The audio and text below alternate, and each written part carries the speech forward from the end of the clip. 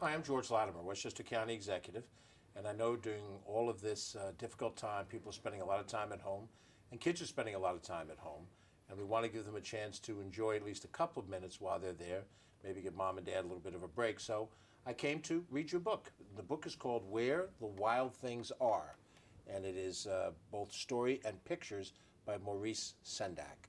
And it's a favorite of mine, and it's a favorite of young kids everywhere. And this is the story of Max.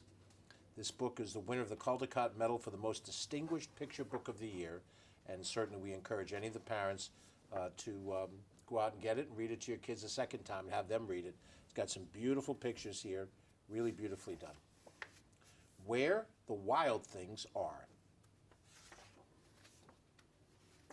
And you see a couple of the wild things, and you see our hero Max.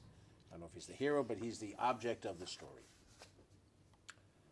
The night Max wore his wolf suit and made mischief of one kind and another. See him chasing the dog down the stairs with his wolf suit on. His mother called him Wild Thing, and Max said, "I'll eat you up." And so he was sent to bed without eating anything. There's Max in his room without supper. That very night, in Max's room, a forest grew. See some of the trees in Max's room. And the forest grew and grew. That's never happened in my room. And it grew until his ceiling hung with vines, and the walls became the world all around. There's Max. And an ocean tumbled by with a private boat for Max, and he sailed off through the day and night. In and out of weeks, and almost over a year, he sailed to where the wild things are.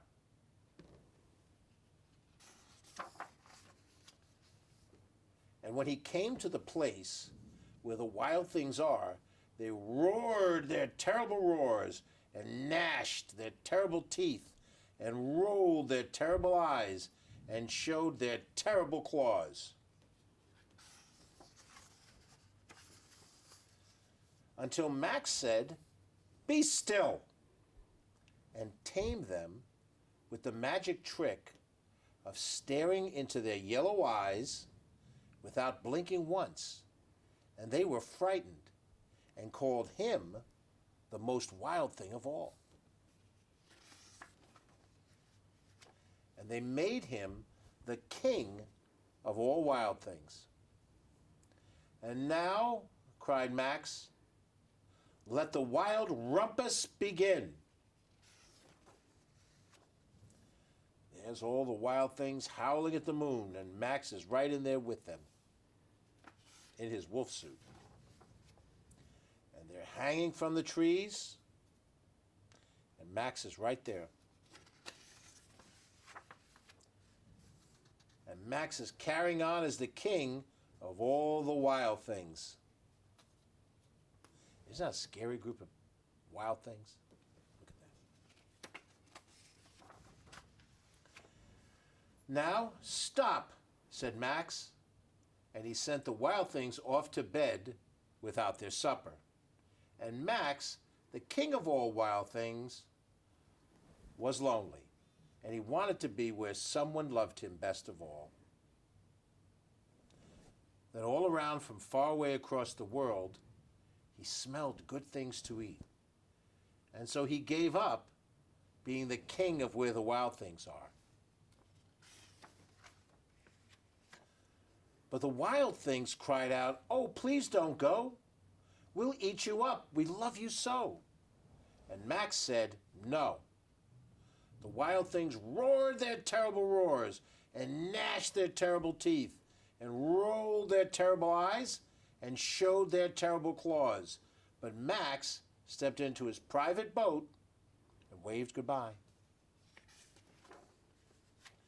And and sailed back over a year and in and out of weeks and through a day. And into the night of his very own room, where he found his supper waiting for him. And it was still hot. The end. Max took quite a trip to where the wild things are, and whether he took that trip on a boat or if he took that trip in his imagination, we'll never know. But you can take a trip in your imagination. You can sit and think and dream about interesting things wherever your mind can take you. And we hope you find the time to read, and we hope you find the time to enjoy your supper, enjoy your family and your friends. Stay safe.